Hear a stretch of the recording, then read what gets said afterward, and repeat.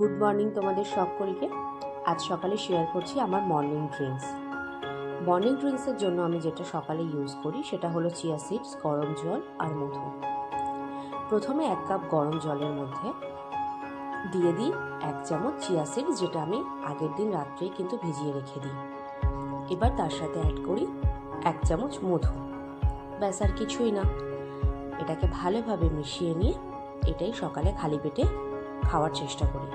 Minimum সপ্তাহে 3 থেকে 4 দিন আমি এটা খাই। আর বাদবাকি আবার কিছুদিন কাঁচা হলুদ বা নিম পাতা এগুলোও খাই। চিয়া সিডসের যা বেনিফিট সেটা তো আজকের ডেটে তোমরা সবাই জানো। বিভিন্ন ইউটিউব চ্যানেল বা বিভিন্ন সাইটে তোমরা দেখতেই পাও। আর আমিও এটা খেয়ে সত্যিই ভীষণ ভালো আছি।